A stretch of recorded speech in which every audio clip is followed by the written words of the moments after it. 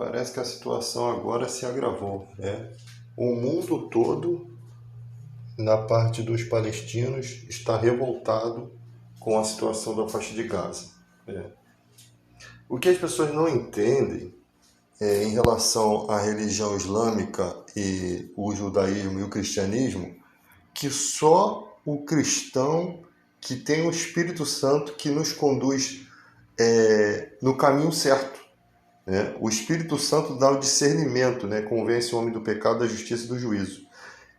E nós, como cristãos, nós sabemos que o Evangelho de Cristo é o Evangelho da paz, tá?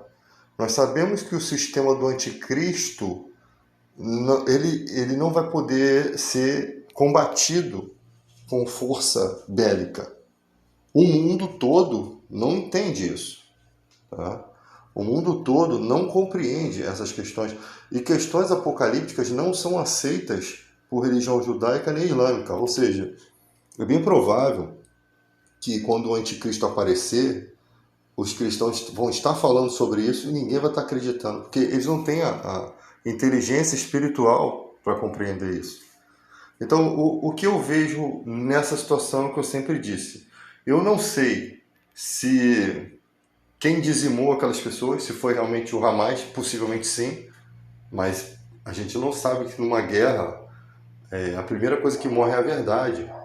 Para arrumar encrenca, uma pessoa que tem coragem de fazer o mal a pessoas inocentes, ela tem coragem para tudo, até mesmo para contratar pessoas para fazer o mal ou permitir que pessoas façam para se ter uma motivação para uma guerra, tá? E o que eu vejo desenrolar nisso tudo é um pretexto, né? Um pretexto de Israel para poder liquidar aquela situação da faixa de Gaza, né? Lutar contra o Irã, porque tem os Estados Unidos do seu lado, só que os Estados Unidos, se pular fora, a gente sabe que pode acontecer de pular fora, e muita gente odeia a Terra Santa, né? Muita gente tem um ódio de Israel, mas não diz, pula fora e deixa eles se lascarem. Só que Deus tem profecias sobre aquele lugar, então o lugar vai ser guardado não por conta dos judeus serem tementes, né? Mas porque existem profecias que vão se cumprir ali. Então nenhuma arma nuclear vai explodir a nível mundial, né? Pode ser a nível local, mas a nível mundial não vai, porque existem profecias que têm que se cumprir naquele lugar. Só que existem coisas na Bíblia, existem coisas na história de Israel que não tem profecia bíblica, como o Adolf Hitler, como o Schindler salvando os judeus, né? O massacre dos 3 milhões de judeus, dos 6 milhões de judeus, não tem isso na Bíblia profetizada. Ou seja, pode existir coisas no intervalo de vida, né, entre o Apocalipse e a história de Israel, que podem acontecer aleatoriamente, sendo que só Deus sabe disso, né? Por algum motivo, por alguma razão, talvez para o povo se santificar, sei lá, para levar a algumas considerações finais, a fim de que as profecias se cumpram. Agora, eu vejo assim, se você tem os utensílios do templo, porque dizem que Israel já tem os animais, né, não sei se é uma cabra vermelha que eles fizeram em laboratório, se eles já têm os utensílios, só falta reconstruir o templo, eles podem querer antecipar o Apocalipse, achando que cabe a eles fazer isso. E para fazer isso, eles teriam que reconstruir o terceiro templo. Como quem diz assim, a gente vai preparar um terceiro templo que o Messias vai vir. Sabe? Algum doido pode ter achado na mente deles que isso tá para acontecer nessa época, porque é muito fácil quem não tem o Espírito Santo profetizar um acontecimento da cabeça dele. Ó, recebi uma revelação, o outro diz que também, e essas pessoas vão seguindo revelações doidas ou até demoníacas, e só que não falam para ninguém e começam a fazer isso a nível governamental. E ali toda essa treta pode ser para arrumar encrenca com o Irã, arrumar uma treta tão grande a ponto de falar assim, a partir de hoje a terra aqui toda é nossa. Vamos destruir a mesquita de Al-Aqsa e isso aqui é tudo nosso. A Terra Santa é nossa, a Canaã é nossa, a gente que entrou na terra dos filisteus é nosso e vamos tomar o que é nosso. Porque o tempo não tá demorando se resolver, não se resolve nada, fica nisso, a gente vai resolver agora. E pode ser isso que está acontecendo. Se eles destruírem a mesquita de Al-Aqsa, é sinal de que eles vão construir o terceiro templo, porque ali é o lugar do terceiro templo, né? Só que nessa maldade, né, talvez essa maldade é o que vai fazer eles não enxergarem o anticristo, que é o Machia deles será o anticristo. E nós falamos isso porque isso tem no Apocalipse, que essa profanação tem no livro deles, no livro de Daniel, tem ali. Se isso estiver acontecendo, eles não vão querer enxergar ou enxergam, mas não quero saber. Eles vão dizer assim: o Messias não vai deixar a gente ser enganado, enquanto o texto está dizendo que vão ser enganados. Quem gostaria de entender? Quem gostaria de receber essa situação? Que você espera o Messias, mas a Bíblia está dizendo para você que o seu Messias não é o Messias de verdade. Porque quando o Messias de verdade vier, todo mundo vai saber. Porque essa profecia de que todo mundo vai saber que quando o Messias vier, vai vir na nuvem com glórias, só a igreja que sabe disso. Só a igreja que aceita essa ideia, e os judeus messiânicos também, que creem em Jesus. Mas só a igreja que aceita essa ideia de um Messias glorificado em poder, que todo mundo vai saber, que não vai haver dúvida. E vão aparecer muitos falsos cristos, dizendo: ei, ele está ali, ele está aqui. Ou seja, talvez esses falsos cristos vão trazer pessoas para batalhar, ou seja, para perderem suas vidas. Eu sou o Messias, vem todo mundo com aquela pessoa dizimada. Eu sou o Messias. E Jesus foi bem claro, categoricamente falando: não creia, não acredite. Não acredite. Tudo que eu posso estar falando aqui pode ser uma baita de uma besteira, mas existem muitas coisas que são fatos notórios bíblicos. Porque às vezes a gente não sabe muito, nós cristãos do Brasil, nós não temos muito entendimento do Apocalipse. Nós não temos, você tem alguns sábios, e mesmo entre eles há muitas discussões, mas a gente tem coisas que são firmes no entendimento, de que quando Jesus vier todo mundo vai saber.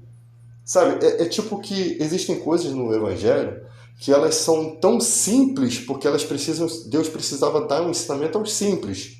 E a única forma de ele dar um ensinamento aos simples é: cara, não acredite, porque quando eu vier todo mundo vai saber. Se você tem dúvida, não sou eu. É uma forma bem simples de ensinar.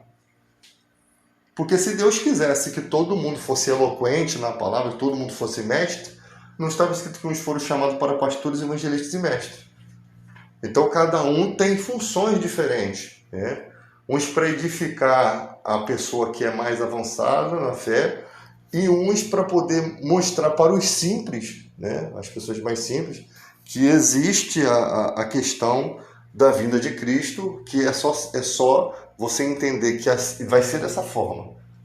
Todo olho verá. Todo olho verá. Ele vai vir glorificado. Mas só quem tem o Espírito Santo aceita essa ideia de Jesus com os anjos, com poderes celestiais. Para o judeu e para o islâmico, Jesus não é esse esplendor todo. Então, só quem tem a verdade é o cristão. Por isso que eu falo, no mundo, só quem tem o Espírito Santo que nos guia na verdade é o cristão. Não existe outra forma de ter o Espírito Santo sem ser por Jesus. Ele é ajudador do cristão, ele é o que intercede pelas nossas fraquezas, ele é que nos mantém de pé, né?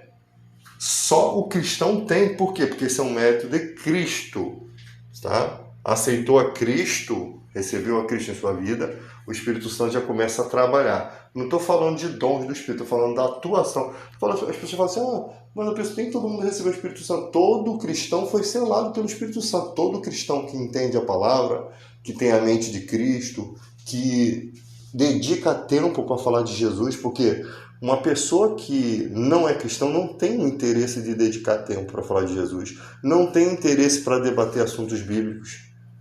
É como se as pessoas que falam de Jesus não fossem nada para elas.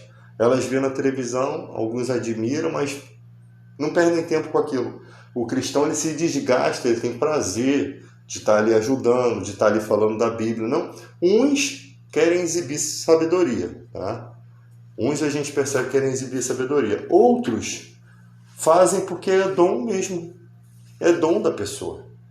De poder ter uma palavra que vê aquela situação daquela pessoa está passando por um sofrimento, você chega com uma palavra e às vezes aquela palavra ajuda a pessoa.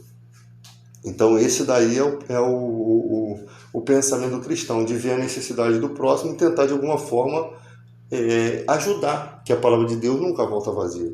Então, tipo assim, a gente tem ali, na faixa de Gaza, o certo a ser feito era uma faixa de Gaza paralela, ou seja, um espaço separado, aonde todos os palestinos que fossem encontrados, os árabes que estivessem ali, eles fossem trazidos para fora para serem identificados, para ver se fazem parte do Hamas. Se não fazem, eles vêm para fora e são cuidados. Mas eles não querem ter esse cuidado. São 3 milhões que não podem passar para o Egito, e eu acredito até que o Hamas já fugiu pelo mar há muito tempo, tá? Porque eles sabiam que ia acontecer tudo isso. Eles sabiam que tinha um tempo, até vinha a marinha americana, deu tempo deles fugirem, já deve estar até no Irã, entende? Já deve ter submarino de alguma forma. Agora, dentro da faixa de Gaza pode existir espiões de vários países que estão ali vivendo no meio daquele povo só para saber quem são a galera do Hamas. Aquele cara que tem memória fotográfica, entendeu? Que ele consegue depois fazer um retrato falado das pessoas. Ele consegue saber quem são as conexões. Então, possivelmente existem na faixa de Gaza muitas pessoas espionando ali, tá? Espionando.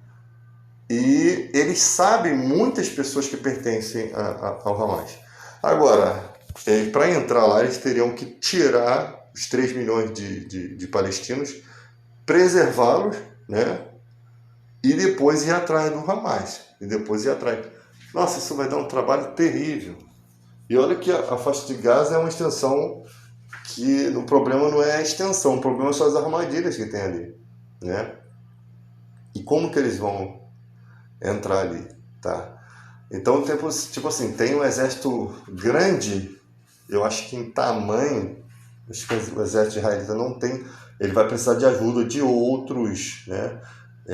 De outras pessoas, de outros países, né? E eu não sei por que Israel não se torna membro da OTAN. Porque se Israel fosse membro da OTAN, nunca que alguém ia fazer um ataque a Israel, que são 31 nações, né? São 30, igual o Japão não tem exército, o Japão depende dos Estados Unidos. Israel, se estivesse na OTAN, são 31 países que estariam se empenhando nesse momento. Eu acho meio difícil. Eu não sei por que não faz parte da OTAN. Eu não sei por que os Estados Unidos o ajudam, mas não sei por que não faz parte da OTAN. Tá? Eu acho que ninguém quer ter porque eu acho que ninguém quer ter retaliação em relação assim, pô, o meu país, se ele fizer parte da OTAN, o meu país está junto com eles. Então, todo cara que é ligado à região islâmica que foi extremista do Estado Islâmico, do Hamas, do Hezbollah, todas essas pessoas ali que vivem em outros países, é como se fosse aquela espada justiceira do Thundercat, né? Quando ele estica aquela espada lá, mano, que aquela galera olha, ela recebe a informação. E aí tem gente que acha que chegou o tempo dele se sacrificar, né? Pelo bem do seu povo. Ele coloca aquela ideologia e ali faz vítimas em vários países. Então, eu acho que por isso que não entra, porque os países não querem ter esse tipo de problema, mas já estão tendo esse tipo de problema. Isso tudo porque Israel não foi capaz de guardar uma fronteira que não é tão grande, né? A rave que eles estavam participando ficava a 20 quilômetros da faixa de Gaza, tá? Então, tipo assim, por que não tinha policiamento? Né? Por que os bunkers não têm guardas? Por que sabe, eles fizeram o que quiseram ali? Será que eram do Hamas? Será que não eram contratados para fazer aquilo, para poder provocar a guerra? Porque sabe, parece que as coisas estão acontecendo num momento muito oportuno em que a Rússia está envolvida na questão da Ucrânia. E a gente sabe muito bem que a Rússia tem essa ligação com os palestinos, com os islâmicos, com o Irã, né? Então, tipo assim, manteve a Rússia numa guerra, né? A Rússia já está empenhada numa guerra, agora o cara tem que se desenrolar para outra questão. Não parece meio arquitetado isso, sabe? Meio arquitetado pelos Estados Unidos? Os objetivos escusos nós não sabemos. Os objetivos escusos nós não entendemos. Porque nós somos simples mortais que não sabemos o que se passa na mente devassa desses velhos. Desses caras que não sabe, que são protegidos pelo seu governo, que não estão nem aí para as vidas que estão sendo ceifadas. Ou seja, a gente está numa outra guerra, a galera da Ucrânia está lá sofrendo, tanto russos, jovens russos, quanto jovens ucranianos, homens e mulheres, estão lá nessa guerra ainda. Será que teve um cessar-fogo? A mídia não noticia mais. A mídia é como um abutre. Ela está onde está dando ibope. A guerra da Ucrânia, aquelas vidas já não são mais importantes para a mídia. Sabe? Olha que coisa macabra. Se esqueceu. Pior coisa que existe numa guerra é quando a guerra é esquecida. Por quê? Porque agora tem que desenrolar uma guerra que está acontecendo agora mais recente, para poder, depois de tudo isso, que vai morrer muita gente, depois de não sei quantos anos, eles pensarem nos mortos da Ucrânia e da Rússia. É uma maldade que eles estão fazendo. Porque enquanto a guerra está na mídia, existem pessoas que gostam de se promover na mídia, tanto pela ONU, quanto líderes de nação que gostam de falar bonito ali, gostam de aparecer, e aquilo ali acaba desenrolando um acordo ali e tal, pum, acaba-se a guerra.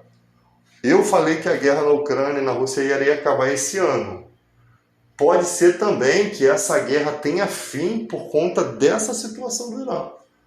Pode ser. Eu falei que eu via que essa guerra não tinha mais para onde ir. Não tem mais o que a Rússia fazer. Entende? Não tem... Se a Ucrânia entrar para a OTAN, toda desmantelada do jeito que está, do jeito destruída, eu não sei se pode, né? Aí o Putin simplesmente vai colocar os seus arsenais bélicos e os americanos vão colocar os arsenais bélicos, vai ficar aquela palhaçada, um virando arsenal para o outro e não vai dar em nada. Tipo assim, vai ficar aquela palhaçada, só aquela questão de moral, né? De não quer sair como um perdedor. E as vidas que se ceifaram não teve razão nenhuma, foram só um guardanapo usado pelos Estados Unidos. Um trampolim. Eles usam a vida humana, cara. Esses caras são imundos. Usam a vida humana para poder chegar a questões. Então, a humanidade é podre. Ela é uma desgraça. Sabe? É uma coisa ridícula. Não se importam com sequer nenhuma vida.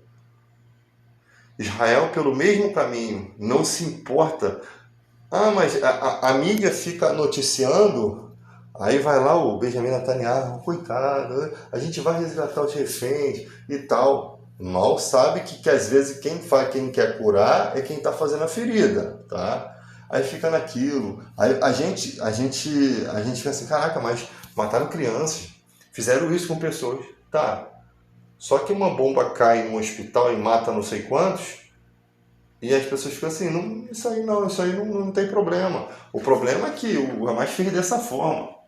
Sabe, parece que não tem resultado. E olha que quando cai uma bomba, é muito mais do que o que os caras fizeram. É muito mais grave, porque mata mais pessoas, né? Mais sofrimentos, mais família, e dá mais pessoas indefesas que não tem nem pra onde correr, não tem um lugar para sair, não tem nada. Não que a vida de todos são importantes. Quem tem os seus filhos reféns ali de Israel, vai querer que Israel tome providência, de qualquer forma.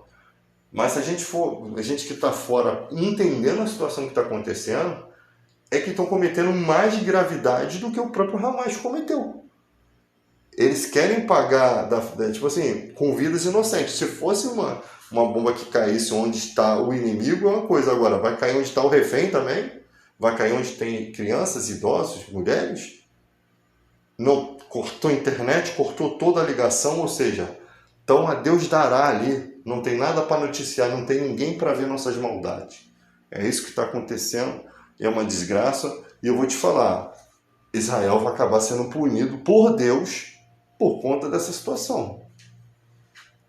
Tá? Porque Deus não fica do lado da injustiça, não. Se não agir com justiça, se não agir com cautela, né? E às vezes fica assim, não, a gente fez isso aqui, mas eles não aceitaram. A gente fez isso aqui e eles não quiseram usar isso daí como razão. Os árabes não quiseram vir para cá, não quiseram aceitar isso, não quiseram aceitar aquilo. A gente não sabe com que critérios foram colocadas as coisas, né? E ninguém gosta de confiar naquele que não gosta de você, né?